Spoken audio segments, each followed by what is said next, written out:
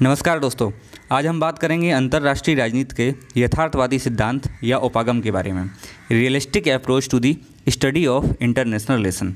सबसे पहले हम बात करते हैं यथार्थवाद के मूल आधार कौन कौन से हैं, कौन कौन से बेसिस हैं जिनके तहत यथार्थवादी अंतर्राष्ट्रीय राजनीति या संबंधों को समझने का प्रयास करते हैं।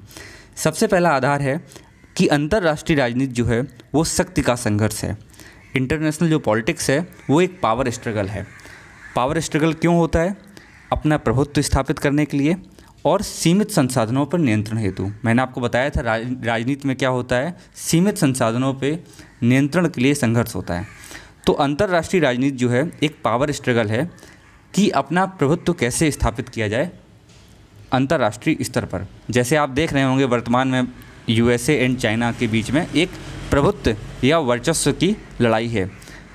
संसाधनों के नियंत्रण हेतु भी ये संघर्ष चलता है। जैसे दक्षिणी चीन सागर में वर्तमान आप देख रहे होंगे चाइना कहता है कि हमारा क्षेत्र है, यूएसए उसको नकारता है, बाकी साउथ एशियन कंट्री हैं वो भी उसको नकारते हैं। तो एक तरीके का पावर स्ट्रगल है जो कंटिन्यूस चलता रहता है। तो इसके बाद हम दूसरा आधार देखते हैं, वह है शक्ति का केंद्र राज्य है। यथार्थवादी जो हैं वो राज्य को केंद्रीय महत्व देते हैं। आप पूरे यथार्थवाद में आप देखेंगे सबसे ज़्यादा अगर फोकस किसी बात पर होता है यथार्थवाद में, रियलिस्टिक थ्योरी में, वह होता है राज्य, स्टेट। जो भी स्टेट है उसको केंद्रीय महत्व है। यथार्थवादियों के अनुसार ये है कि जो भी सारे काम करने हैं वह स्टेट को सेंटर में रख कर ही करने हैं, राज्य को केंद्र बनाना है, उसके हित के लिए ही सारे काम करने हैं। इनकी खास बात होती है कि ये गैर राष्ट्रीयकर्ताओं उनको नहीं मानते हैं। गैर राष्ट्रीयकर्ता कौन से हुए? जैसे यूनाइटेड नेशन, कोई भी बड़ी बड़ी बहुराष्ट्रीय कंपनियां, एमएनसी, डब्ल्यूटीओ या आतंकवादी संगठन अलकायदा, आईएसआईएस, इस तरीके से जो भी स्टेट के अलावा मीन्स जैसे जो देश हैं भारत, पाकिस्तान, यूएसए, इनको तो मानते हैं, लेकिन इसके अलावा जो भी एक्टर होते हैं, जो भी कर्ता होते हैं, गैर राष्ट्रीयकर्ता जो हैं उनको किसी को नहीं मानते हैं। तीसरा इनका आधार है राज्य की सुरक्षा का दायित्व स्वयं राज्य का है। ये एक बहुत इंपॉर्टेंट पॉइंट है यथार्थवादियों के अनुसार कि जो भी राज्य है, मैंने आपको बताया यथार्थवादी राज्य को राज्य को फोकस करते हैं, तो इनके मुताबिक राज्य की सुरक्षा का दायित्व जो है वह स्वयं राज्य का है। क्योंकि यथार्थवादियों के अनुसार राज्य का अस्तित्व सबसे ज़्यादा महत्वपूर्ण है। जब राज्य का अस्तित्व रहेगा तभी तो आप रहेंगे। जब अपने देश का अस्तित्व रहेगा उसी के बाद वो नागरिक अपने आप को सुरक्षित महसूस करेगा। इसके अलावा यथार्थवादी प्रत्येक देश को संभावित दुश्मन मानते हैं। अपने देश के अलावा कोई भी देश हो, अड़ोस पड़ोस कोई भी हो, उसको एक संभावित दुश्मन मानते हैं। मीन्स एक पोटेंशियल थ्रेट कभी भी हो सकता है। ज़रूरी नहीं कि पड़ोसी आपका मित्र रहे, हो सकता है वो कभी किसी दिन आपके लिए थ्रेट बन जाए। तो प्रत्येक देश एक संभावित दुश्मन है। तीसरा पॉइंट क्या था?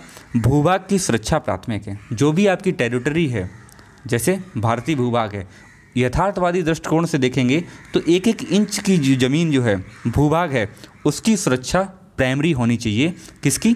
सरकार की या राज्य की। चौथा पॉइंट जो है वह है राज्य की सुरक्षा सबसे बड़ा राष्ट्रीय हित है। पूरी इंटरनेशनल पॉलिटिक्स में या इंटरनेशनल रिलेशन में यथार्थवादी हमेशा मानते हैं कि राष्ट्रीय हित सिर्फ एक ही है, वह क्या है? राज्य की सुरक्षा। मैंने आपको बताया राज्य जो है वह सेंटर में काम करेगा, फोकस्ड रहेगा। राष्ट्रीय सुरक्षा सबसे बड़ा राष्ट्रीय हित है। कोई भी विदेश नीति हो या कोई भी संबंध हो, सारे हित वही होने चाहिए जिससे राज्य की सुरक्षा हो सके। इनके अनुसार यह किसी भी निश्चित सिद्धांत पर विश्वास नहीं करते हैं। इनके हिसाब से कोई एक निश्चित नीति नहीं होती है, ये समय अनुसार नीति बदलते रहते हैं। जैसे संबंध चल रहे हैं वैसी ही इनकी नीति। अगर किसी देश के साथ संबंध गड़बड़ होते हैं, ये अपनी नीति तुरंत चेंज कर लेंगे। इसके अलावा विदेश नीति के संचालन का मूल आधार राष्ट्रीय हित होगा। कोई भी फॉरेन पॉलिसी, कोई भी संबंध, वह इसी आधार पर बनना चाहिए जिससे राष्ट्रीय हित ज़्यादा से ज़्यादा हो। पांचवा पॉइंट जो है वह है कि यह किसी भी अंतर्राष्ट्रीय संस्था या विधियों को नहीं मानते हैं। इनके अनुसार यथार्थवादी मानते हैं कि जो भी जितनी भी राजनीति है वह शक्ति का संघर्ष है, शक्ति से चलती है। तो इनको लगता है कि अंतर्राष्ट्रीय राजनीति शक्ति से चलती है, ना कि किसी सॉफ्ट पावर या किसी तरीके से। ये पूर्णतः हार्ड पावर में बिलीव करते हैं।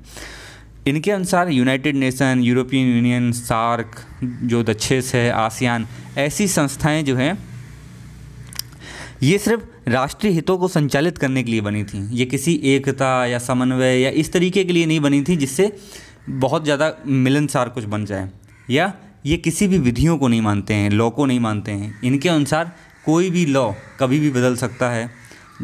इनके अनुसार इनको ऐसा लगता है कि अंतर्राष्ट्रीय संस्थाएं जैसे जो मजबूत देश होते हैं, जैसे यूनाइटेड स्टेट्स है, इजराइल है, ये अपने मन की कर लेते हैं। जो शक्तिशाली होता है वो अपने मन की कर लेता हो, और बाकी जो कमज़ोर होते हैं वो अभी कुछ नहीं कर सकते हैं।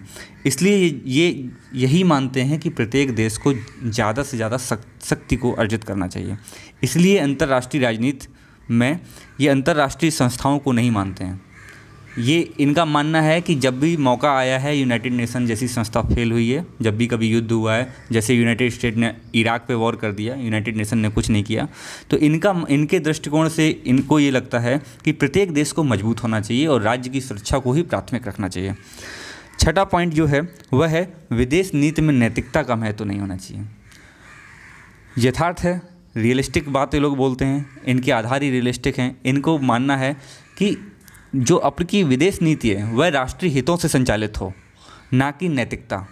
नैतिकता तो ऐसी चीज़ होती है जो बहुत से काम करने के लिए मना करेगी। किसी भी युद्ध को होने से नैतिकता मना करेगी, क्योंकि सोल्जर्स मरते हैं, ढेर सारी संसाधनों का विनाश होता है। लेकिन राज्य की सुरक्षा को प्राथमिक माना जाता है।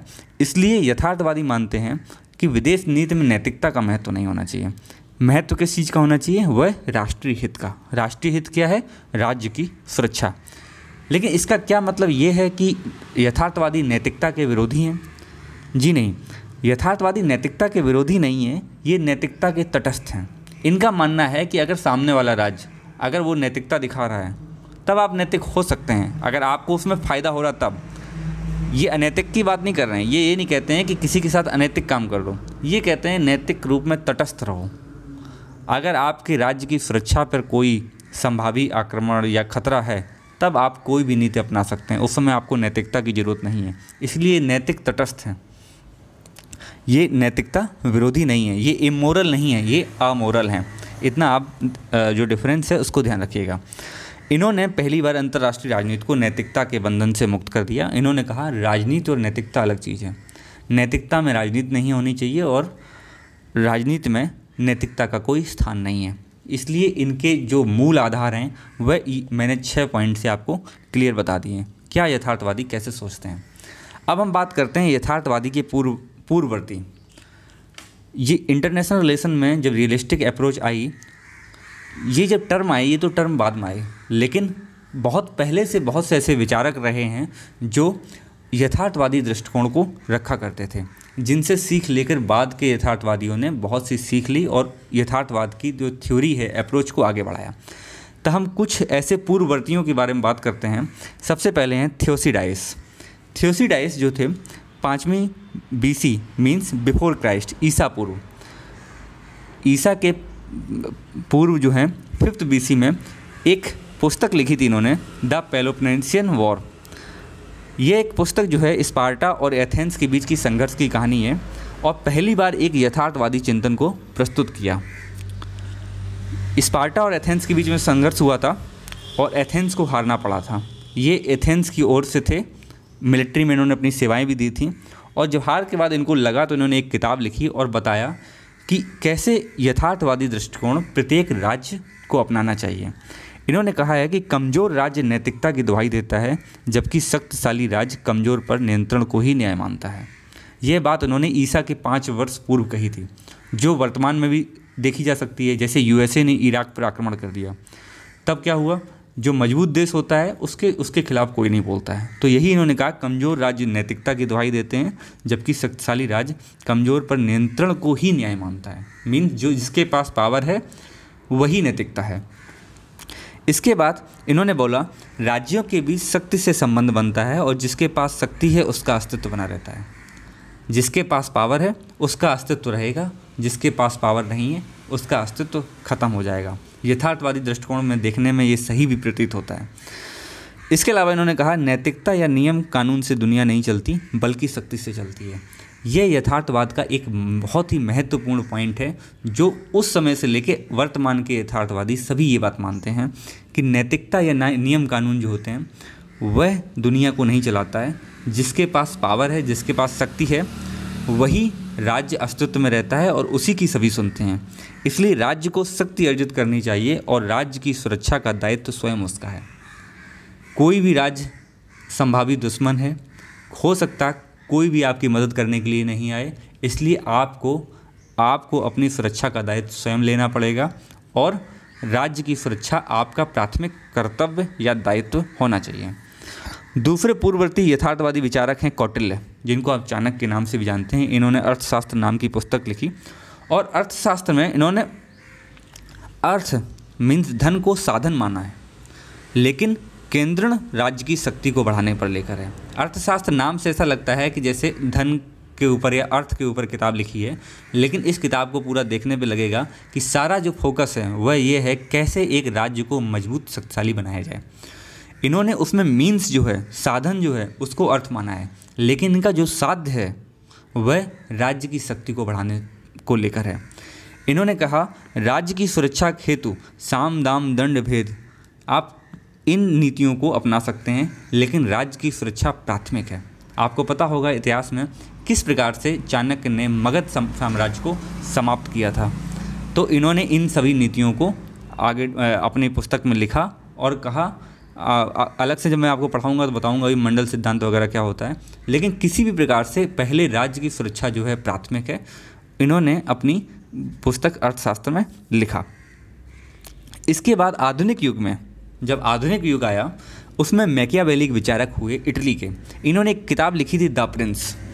उस किताब के माध्यम से पहले आधुनिक यथार्थवादी विचारक माने जाते हैं मैकियावेली। मैकियावेली ने अपनी पुस्तक में, द प्रिंस पुस्तक थी, उसमें राजकुमार जो है, जो भी देश का राजा, उन्होंने राजकुमार उसको बोला था, राजकुमार को संदेश दिया कि उसे न्याय से ज़्यादा शक्ति अर्जित करने का प्रयास करना चाहिए, क्योंकि प्रत्येक राज्य का एक संभावित शत्रु होता है और उस शत्रु से सुरक्षा की गारंटी केवल शक्ति है। यथार्थवादी जो मूल आधार हैं वही ये बोल रहे हैं, क्योंकि इन्हीं के आधार पर मूल आधार मैंने बनाए हैं, जो मैंने लिखे हैं उसमें पॉइंट। प्रत्येक राज्य का एक संभावित शत्रु होता है, आप किसी पर विश्वास नहीं कर सकते, आपको अपनी सुरक्षा का दायित्व स्वयं लेना होगा।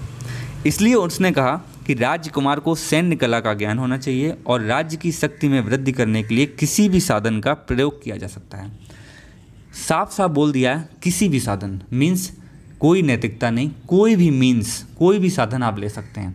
बस आपका साध्य या ध्येय क्या होना चाहिए? राज्य की सुरक्षा, क्योंकि राज्य रहेगा तभी आप राजकुमार रहेंगे, राज्य रहेगा तभी आपके पास सारे संसाधन रहेंगे।